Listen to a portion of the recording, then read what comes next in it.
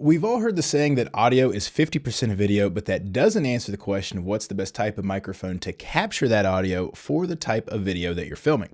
Today, I'm going to look at 5 different types of microphones that can all be great choices in certain situations, and then I'm going to rank them into 3 categories. The first is affordability, the second is ease of use, and the third is ease of overall workflow, which are all important considerations that play into finding the right type of microphone for you. First up is the 3.5mm shotgun mic. The primary purpose of this mic is to sit directly on top of the camera and then plug in via the 3.5mm jack. This type of mic is best for vlogging or when you're going to be no more than about an arm's length away from the camera. And it bakes the audio file directly into the video file so you don't have to sync anything in post. There are some very quality options in the $75 to the $150 range. The other common use for the shotgun mic is to boom it overhead during a talking head shot. Now, something to remember here is that you will need a much longer cord to get it all the way back to the camera. And again, of course, you want to get the mic as close to your mouth as possible. So these mics are very easy to use. After making sure they're plugged into the camera, the only other thing you have to think about is setting the audio gain in your camera so what's being recorded isn't too loud or too quiet. This might take a little bit of experimentation, but if you set the camera gain to roughly half or maybe even a little less than half, and you talk at a reasonable level, you can probably tweak it to where it needs to be in post with no big problems. I give the shotgun mic a 4 out of 5 for affordability, a 4 out of 5 for ease of use, and a 4 out of 5 for ease of workflow. Next, we're going to look at an XLR shotgun microphone. Although sometimes a camera can accommodate fixing them to the camera itself, these are primarily designed to be boomed out of the shot with a mic stand or a boom operator. They're often exponentially more expensive than the 3.5mm shotgun mics we just touched on, but the audio quality can be leaps and bounds better. And also, with a few exceptions, this typically means the audio will be recorded separately from the video and into some type of recorder. This means you'll have the extra step of syncing your audio file with your video file in post. I give the XLR Shotgun mic a 1 out of 5 for affordability, 2 out of 5 for ease of use, and 2 out of 5 for ease of workflow.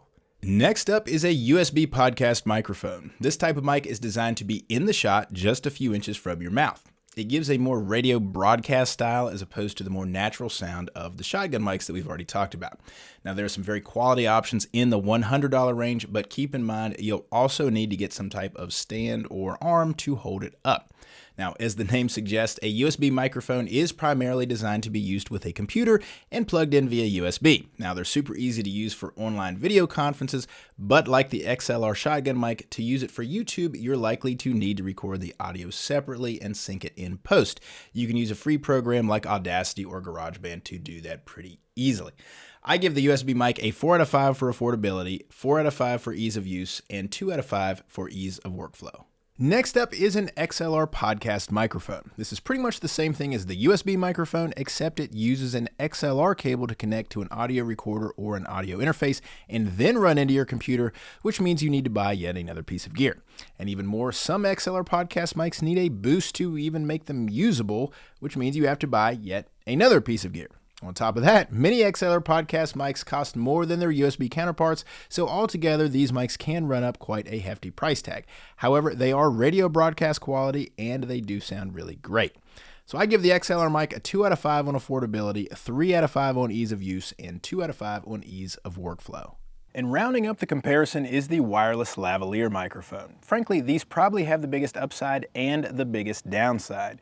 The big upside is that you can clip it to your shirt or even hide it under your shirt, and then you can move about freely and still get quality audio. The downside is that because the mic has such a small capsule as compared to all the others, the sound quality isn't quite as rich or strong. These systems come with 1 or 2 transmitters and a receiver that plugs into your camera via the 3.5mm jack. One cool feature of these systems is that while the audio file gets baked into the video footage, the transmitters also typically record locally, which gets you a backup. And the even cooler feature is that some of them record in what's called 32-bit float.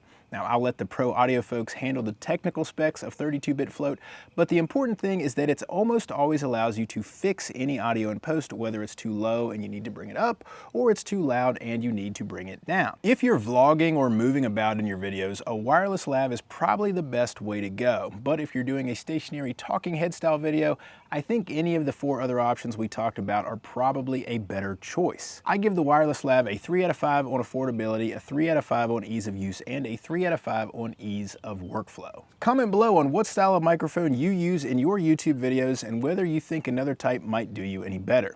And you can click here for more videos to help in your content creation journey.